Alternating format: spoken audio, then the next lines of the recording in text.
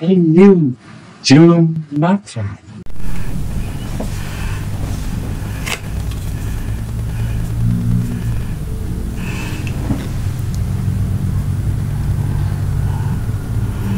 Hey you, jom makan.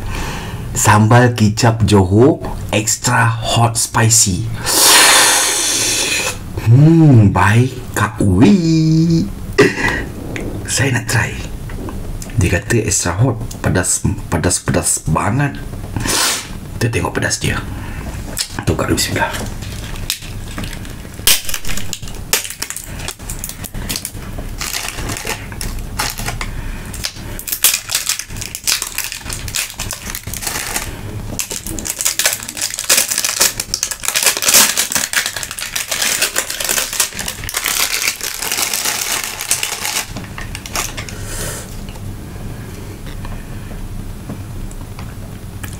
Bismillahirrahmanirrahim.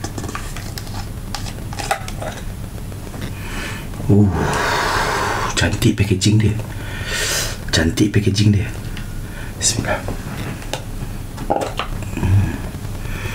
Ini memang pedas. Belum makan pun, geng. Kalau korang tengok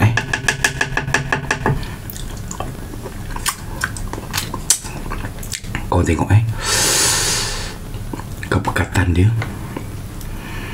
Pekat dia, kau tengok.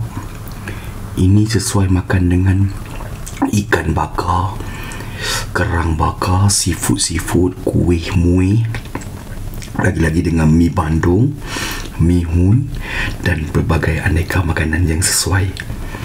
Kita kena rasa, tengok macam mana. Pedas tak pedas? Bismillah.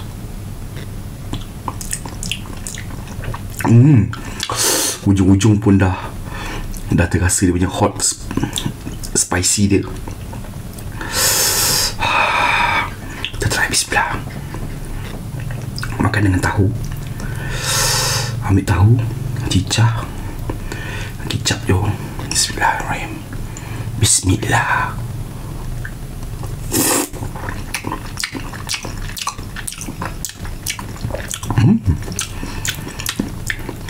Ambil daging sikit untuk kicap Johor.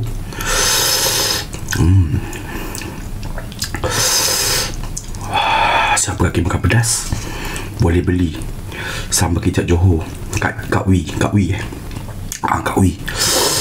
Nak tengok extra hot tak extra hot? Jap, kita try dulu. Bismillah.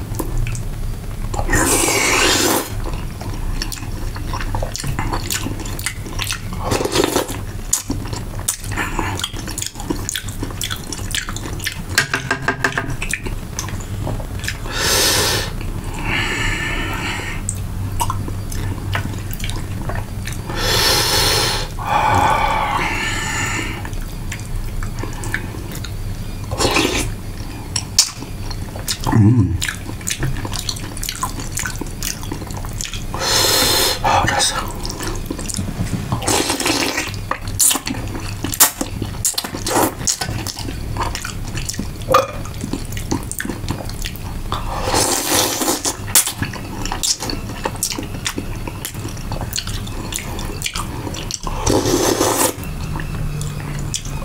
alhamdulillah.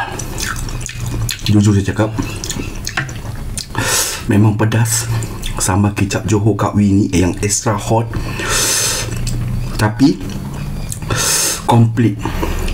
Ada rasa gula, ada rasa garam, ada rasa kepedasan cili api dia tu. Rasa nak makan, nak rasa lagi, nak makan lagi.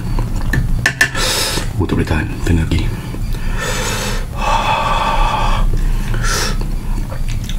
Dengan mi goreng, mi bandung. Bismillah.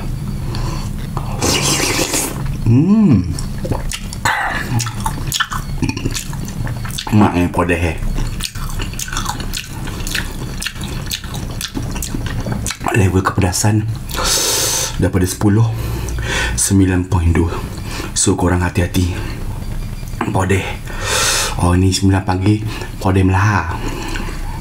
Sedap.